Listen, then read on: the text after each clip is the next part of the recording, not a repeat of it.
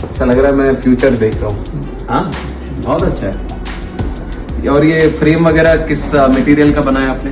ये carbon fibre का है, बाहर का बॉडी, और एयरक्राफ्ट ग्रेड एल्यूमिनियम 1961 का एल्यूमिनियम फ्रेम यूज किया है। दोस्तों, हॉलीवुड फिल्मों में उड़ने वाली कारें तो आपने बहुत सारी देखी होंगी, लेकिन क्या आपने कभी सोचा है कि भारत की सड़कों पर लगने वाले महाजाम से बचने के लिए बहुत जल्द आपके पास एक ऐसी कार होगी जो बटन दबाते ही सीधे आसमान में उड़ जाएगी? जी हां दोस्तों, ये कोई कोरी कल्पना नहीं रह गई आज, बल्कि हकीकत बनने जा रहा है।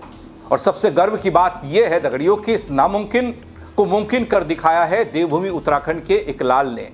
हाल में आपने देखी होगी वीडियोस अल्मोड़ा की, काफ़ी चर्चा हुई थी। भारत की पहली स्काई कार हैफीडा स्काईनेक्स। अब हैफीडा स्काईनेक्स को देखकर देश के उड्डयन मंत्री भी दंग रह गए हैं। आखिर क्या है ये उड़ने वाली कार का जादुई फॉर्मूला जो केंद्रीय मंत्री के सामने रख दिया गया है? क्या ये आपकी जिंदगी बदल देगी? भारत की लोगों की जिंदगी बदलने वाला फॉर्मूला मिल चुका है। बताऊंगा आपको पूरी खबर अपने इस रिपोर्ट के जरिए। नमस्कार, पहला आंख में पंकज रौतेला, आप देख रहे हैं अपना उत्तराखंड न्यूज। दोस्तों, सबसे पहले आपको एक तस्वीर दिखाता हूं। ये तस्वीर गौरवान्वित भी करती है, वो इसलिए क्योंकि एक युवा के संघर्ष की कहानी आखिरकार उस छोर तक पहुंच गई जहां से फैसले लिए जाते हैं। कब मिलेंगे?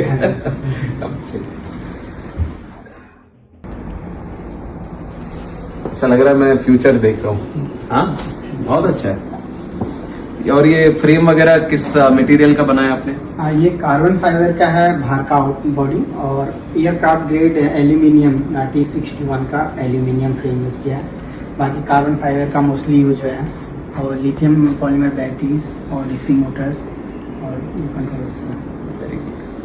दोस्तों, उत्तराखंड के रहने वाले होनहार इनोवेटर रवि टमटा ने जब अपनी स्काई कार का कंसेप्ट तैयार किया तो देश के बड़े बड़े वैज्ञानिक भी हैरान रह गए थे।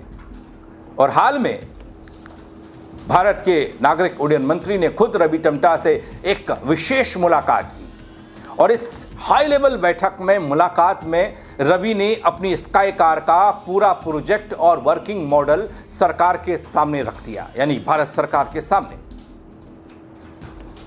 वहीं उड्डयन मंत्री इस स्वदेशी तकनीक मेक इन इंडिया से इतने प्रभावित दिखाई दे रहे हैं कि उन्होंने इस प्रोजेक्ट को भारत के ट्रांसपोर्ट सेक्टर का भविष्य बताया है, और सरकार की तरफ से हर संभव मदद का भरोसा दिया गया है।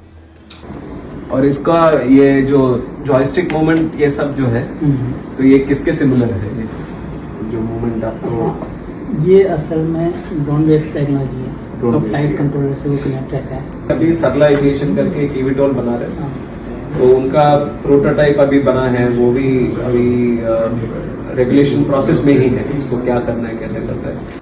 दोस्तों, अब आपके मन में सवाल ये उठ रहा होगा कि आखिर ये हैफीडा स्काईनेक्स है क्या, और ये काम कैसे करेगा, कैसे करता है? क्या वाकई में भारत की सड़कों पर नहीं आसमान में कारें उड़ेंगी? हालांकि ये कहना बड़ जल्दबाजी होगा कि अभी हम उड़ने लग जाएंगे, लेकिन हाँ, इतना ज़रूर है आने वाले वक्त में अगर कहीं ज़रूरत पड़ी तो उत्तराखंड में खासकर तो ऐसी चीज़ें हम देख सकते हैं। सीधे शब्दों में कहूँ तो ये भारत की पहली पूरी तरह स्वदेशी स्काई कार उड़ने वाली कार है। इसकी सबसे बड़ी खासियतें कुछ इस तरीके से हैं जिससे आप देखेंगे तो कहेंगे कि हाँ, बहुत जल्द ही ये फॉर्मूला हमें प्रैक्टिकली भौतिकी तौर पर देखने को मिलेगा ज़मीन पर, आसमान पर। पहला, BTOL तकनीक। इस उड़ान के लिए किसी बड़े लंबे चौड़े रनवे या एयरपोर्ट की ज़रूरत नहीं है। ये आपके घर की छत या एक छोटे से मैदान से हेलीकॉप्टर की तरह सीधे उड़ान भर सकता है, वर्टिकल टेक ऑफ ले सकता है ये वाहन। जो बातें रवि टमटा ने केंद्रीय उड्डयन मंत्री के सामने रखी, उन बातों का मैं जिक्र कर रहा हूं कि उन्होंने कैसे समझाया, कैसे बताया इस प्रोजेक्ट के बारे में कि हाँ, ये उनकी मेहनत है और ये कैसे ज़मीन पर उतर सकती है, आसमान में कार उड़ सकती है। दूसरा, इलेक्ट्रॉनिक और इको फ्रेंडली हैफीडा स्काईनेक्स पूरी तरह से ग्रीन एनर्जी वाली इलेक्ट्रिक पावर्ड होगी, जिससे प्रदूषण का खतरा शून्य होगा। तो ये भी इसके फेवर में जाता है। अत्याधुनिक सुरक्षा, AI सेफ्टी के साथ ऑटोनमस ड्राइविंग और आर्टिफिशियल इंटेलिजेंस का इस्तेमाल किया गया भरपूर तरीके से इसमें, जो हमें किसी भी दूसरी स्काई कार या पक्षी से टकराने से पहले ही रास्ता बदल लेगा। और भी बहुत कुछ है इसमें, लेकिन उन सब से इतर दोस्तों, ये आविष्कार सिर्फ शहर के ट्रैफिक को कम करने के लिए नहीं है, बल्कि अपने उत्तराखंड जैसे पहाड़ी राज्यों के लिए यह किसी वरदान से कम नहीं होने वाला, अगर ये सार्थक साबित होता है तो। क्योंकि एक लंबी तरह की बहस चली जब रवि टमटा ने अल्मोड़ा के मैदान में इस कार को उड़ा कर दिखाया। हालांकि आलोचकों की भी भरमार है, मेहनत की, संघर्ष किया, दिन रात एक किया, कुछ लोगों ने कहा चाइनीज माल है। चलिए, उन सब से इतर ये खबर अच्छी कि भारत सरकार तक ये मामला पहुंच गया। पहाड़ों में जब भूस्खलन की तस्वीरें आती है ना दोस्तों, जब रास्ते बंद हो जाते हैं, तब बात आती है एयर एम्बुलेंस की या इस तरह की।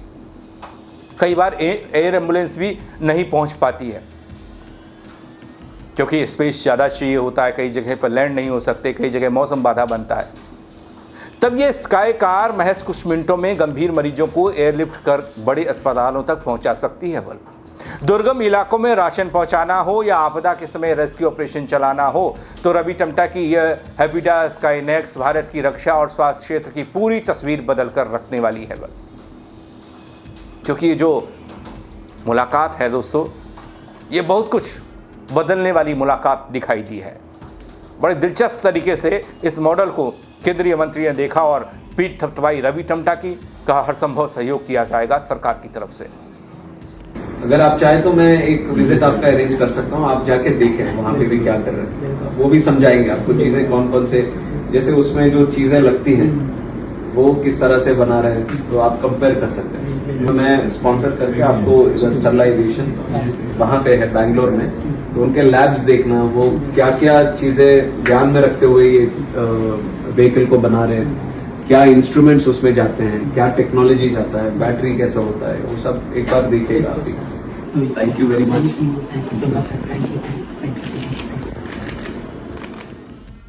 वैसे दोस्तों, उत्तराखंड की सरकार तो पहले ही ऐसे इनोवेटर को लेकर बात कह चुकी है कि उनके साथ सरकार खड़ी है, लेकिन रवि टमटा का एक कड़वा सच ये भी है कि वो कहते हैं कि उन्होंने कई सारे ऐसे नई चीज़ों का प्रयोग किया, बनाई, कुछ सक्सेसफुल हुई, कुछ नहीं हुई, लेकिन कहीं पर भी कोई भी फ़ायदा सरकारी तौर पर उन्हें नहीं मिला या उन्होंने नहीं लिया। उन्होंने अपने दम पर ही काम किया है। अब ऐसे कई युवा होंगे, कई लोग सरकार से गुहार भी लगाते हैं, कई लोग पत्राचार करते हैं कि भाई कुछ नया करना चाहते हैं, उसके लिए क्या व्यवस्था है। कईयों को कुछ पैसे मिल जाते हैं, कईयों को लंबा इंतज़ार करना पड़ता है, लेकिन रवि टमटा उनमें से हैं जो ना कि उन्हें उत्तराखंड सरकार से कोई हेल्प मिली और ना ही केंद्र सरकार से कोई ऐसी बात, क्योंकि शायद उन्होंने मांगी भी नहीं। कहा जाता है ना दोस्तों, पहाड़ का पानी और पहाड़ की जवानी पहाड़ के काम नहीं आती, लेकिन रवि टमटा ने इस कहावत को पूरी तरीके से बदल दिया है।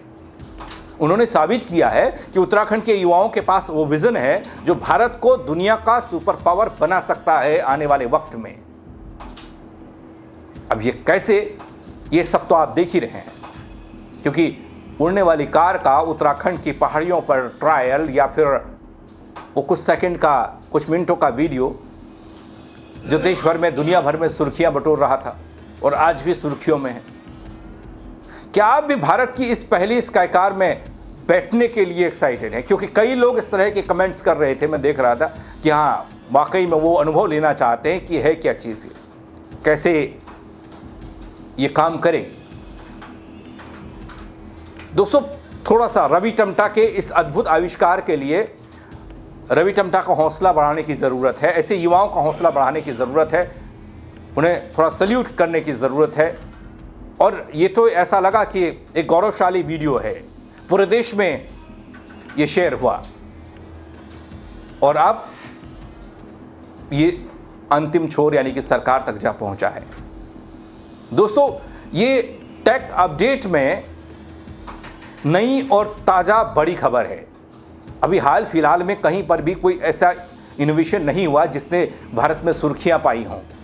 न इनोवेटर कोई ऐसा पैदा हुआ, अभी हाल फिलहाल की बात कर रहा हूं, जिसने कुछ ऐसा करके दिखाया हो जिससे केंद्रीय उड्डयन मंत्री भी गदगद हो गए।